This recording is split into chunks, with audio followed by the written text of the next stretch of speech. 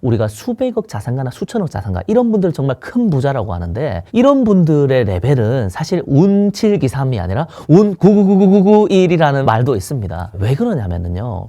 우리가 한 개인이 어떤 트렌드라든지 어떤 거대한 흐름 그리고 수요의 폭발 이런 걸 우리가 통제할 수 없는 영역이잖아요. 그런데 그 성공하신 분들 보면은 엄청난 부자분들을 보면은 그 기회를 잘 포착했잖아요. 그 증거로서 IMF 시기 때 외환 위기 때 많은 재계서열 30위 안에 있는 상당수의 기업들이 무너졌지만 오히려 또 그때 기회가 되어서 성공한 기업들도 있습니다. 동원그룹이라고 있어요. 동원참치. 동원그룹 같은 경우에도 IMF 시기에 이제 그 투자 쪽으로 있잖아요. 눈을 돌리면서 한국투자금융이 모태가 됐던 거냐 그러니까. 그리고 또 우리가 잘 알고 있는 웅진 있잖아요. 웅진 싱크빅이나 웅진그룹 같은 경우에도 IMF 전에는 그냥 견실한 중견기업 정도였습니다.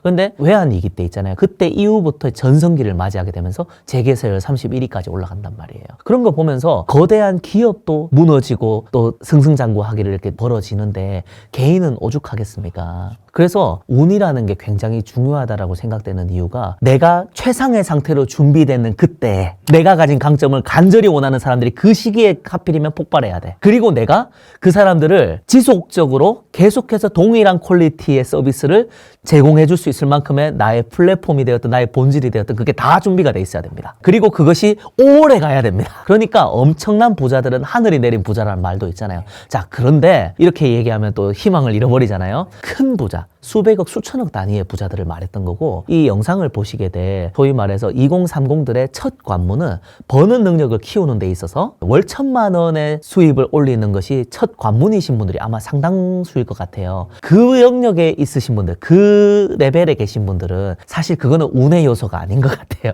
그거는 뚫어본 경험이 많은 사람들이 굉장히 많잖아요. 저는 사실 운이라는 표현보다 이 단어를 더 좋아하고 이 단어가 더 맞다 생각하는데 바로 기회입니다. 운 하면 항상 기회가 같이 따라붙거든요, 사전에서. 근데 기회라는 단어가 영어로 두 가지가 있어요. 찬스가 있고 opportunity가 있는데 이 찬스가 우리가 말했던 운입니다. 내가 통제할 수 없는 우연히 찾아온 행운을 말할 때 그때 굿럭할 때 럭키할 때 그게 운입니다. opportunity는 준비된 기회입니다. 준비된 자가 기회를 잡는다라고 할 때 그때가 opportunity를 말하는 거예요. 그러니까 운의 요소를 강조하시는 분들은 찬스의 영역에 집중하시는 거고요. 노력을 강조하시는 분들은 opportunity를 강조하시는 분들이에요. 결국에는 찬스는 내가 통제할 수 없는 영역, 조금 전에 말씀드렸던 것처럼 시대적 필요나 시대적 요구, 그리고 거대한 흐름, 트렌드, 수요의 폭발 이런 것들은 우리가 개인이 통제할 수 없는 통제 밖의 영역이잖아요. 그런데 그 와중에도 나의 흐름으로 끌어오기 위해 가지고 또 그 흐름 위에 올라타기 위해 가지고 그 시기 때 부자가 된 사람들이 있단 말이에요. 그분들은 뭘 했을까요?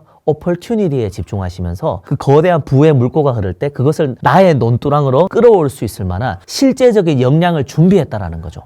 유튜브를 하더라도 사람들 앞에서 제공해 줄 만한 내 가치, 내가 사람들에게 줄 수 있는 무언가를 만들지 않은 사람은 유튜브 영상 앞에서 할 말이 없을 거 아닙니까? 그렇다면은 내가 사람들이 궁금해할 무언가, 사람들의 문제를 해결해 줄 무언가, 사람들이 간지러워하는 부분을 긁어줄 수 있는 무언가, 나의 본질이라고 이야기할게요. 그것이 내가 준비된 사람이라면은 그 유튜브라는 플랫폼, 거대한 흐름 위에 올라탈 수가 있겠죠. 결국에는 이 찬스와 오퍼튜니티의 밸런스가 중요한데 우리가 도전을 하는 단계에 있는 사람들은 이 오퍼튜니티의 영역, 이게 스티븐 코비 박사가 말하는 관심의 원과 영향력의 원이거든요. 관심의 원은 말 그대로 내 손에 잡히지 않지만 내가 관심이 향하는 정말 추구하는 그 방향을 말하는 거라 생각하시면 돼요. 내 통제 밖의 영역이죠. 그런데 이제 영향력의 원은 뭘까요? 내가 실제로 영향력을 발휘할 수 있는 영역. 소위 말해서 우리가 배를 모는 선장이라고 할 때 파도의 높낮이나 날씨는 내가 어떻게 통제할 수가 없잖아요. 그거를 우리가 집중해버리는 순간 우울증 걸립니다. 어떻게 할 수가 없어요. 그거는 경기 우리가 어떻게 할 수가 없어요. 시장의 흐름 어떻게 할 수가 없어요. 하지만 우리가 배 위에 올라탔을 때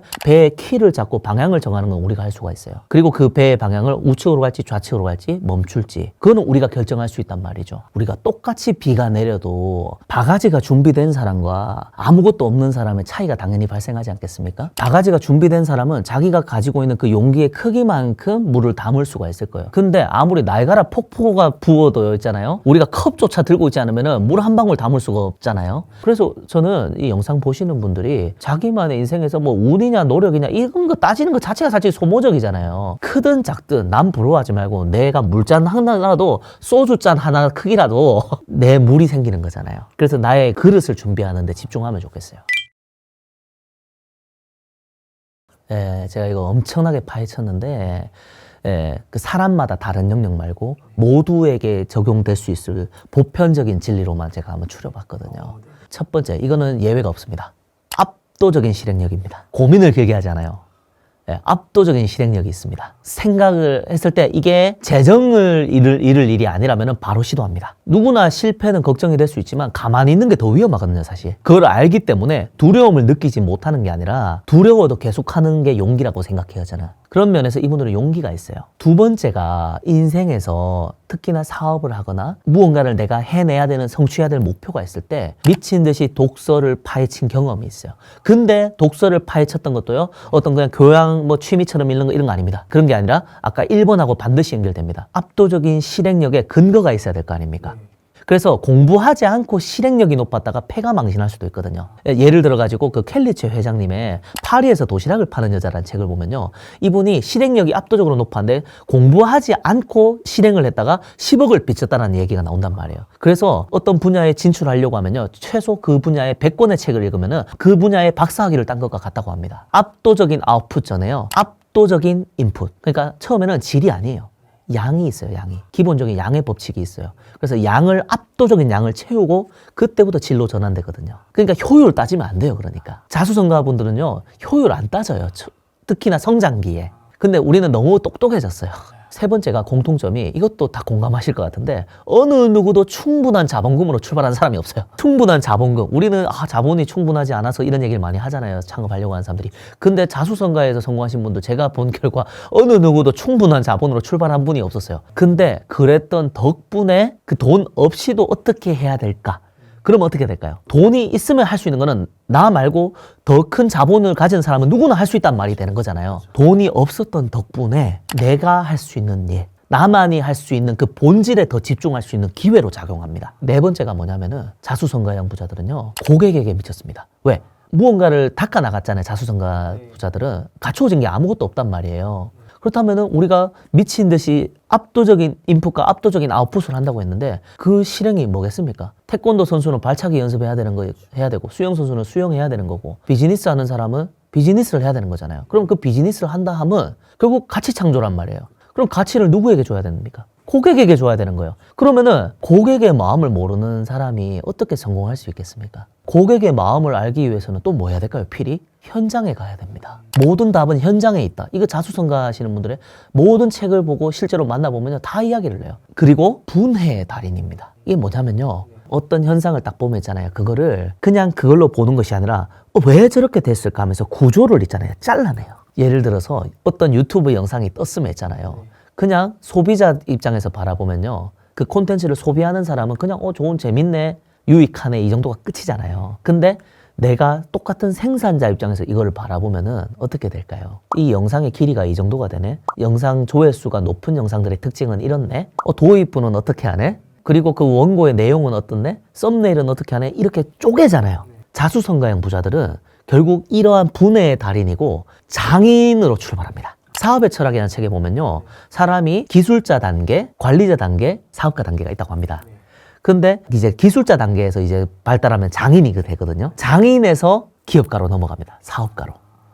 그러니까 자수성가형 부자들은요, 거의 대부분이 90% 이상이 장인 단계를 거쳐서 사업가로 넘어갑니다. 다시 말해, 어느 분야를 통달합니다. 우리 치킨 브랜드 1위 교촌치킨 있죠. 예, 권원강 회장님. 조그만 정말 기름 냄새 나는 있잖아요. 정말 그런 가게에서 출발했단 말이에요.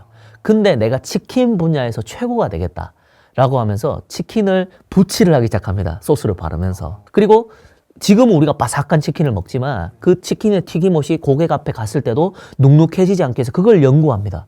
케이스 하나하나 전부 다. 이게 자수성가형들.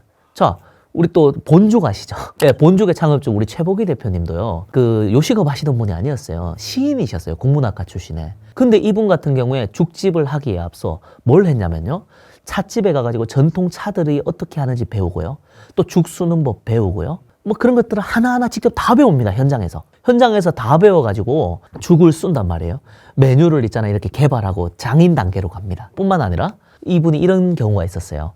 서울대병원 뒤쪽에서 작은 죽집을 이렇게 차렸는데 서울대병원에 있던 엄마들이 와가지고 막 다크서클 이만큼 내려와가지고 있잖아요. 죽을 이렇게 주문하니까 애들 키운 엄마로서 안쓰러웠던 거예요. 안쓰러워가지고 이분들에게 막 퍼줬는 거예요. 그러니까. 네. 그 퍼줬다라는 게 뭐냐면은 같은 엄마로서 공감이 될 거 아닙니까? 이것도 고객에 미친 거랑 요소가 겹치는 거죠. 엄마를 보니까 자기가 엄마잖아요. 누구보다 잘 알잖아요. 그렇기 때문에 죽은 더 곱게 갈아서 드릴까요? 소금은 빼드릴까요? 그러니까 엄마들이 어떻게 될까요? 너무 좋아하고 감동받죠. 그러다 보니까 처음에 50그릇이 목표였는데 그것을 추월하기 시작하면서 엄마들이 근데 문제가 생깁니다. 한 번에 몰려오는 거예요. 점심 때 한 번에 막 몰려오니까 감당할 수가 없죠. 이게 자수성가형 부자들의 특징이에요. 또 감당할 수 없는 그 전 단계에 뭐가 있어야 되냐면 장인 단계에서 고객들에게 감동을 준 경험이 다 있어요. 고객들이 요구한 것 이상으로 가치를 준 경험. 그래서 고객들에게 긍정적인 평판을 받고 고객들이 열광하게 만드는 그 시즌이 있어요.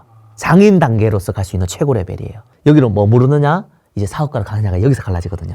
그러니까 여기서 이제 어떤 차이가 있냐면요. 감당할 수 없는 지경에 이르렀을 때 여기서 맛집 길로 가는 사람은 하루에 한정 그릇만 파는 사람이 있습니다.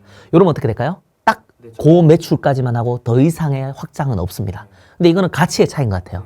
거기로 멈추시는 분이 있고, 근데 사업가로 가실 분들은요, 여기서 어떤 고민을 하냐면은 50그릇을 내가 이렇게 한 번에 몰려서 왔을 때 고객이 이제 어떻게 됩니까? 많은 고객들이 온 게 오히려 부작용으로 작용하게 돼버린 거예요. 이게 오히려 행운이 오히려 나를 망하게 만드는 길이 돼버리는 거예요.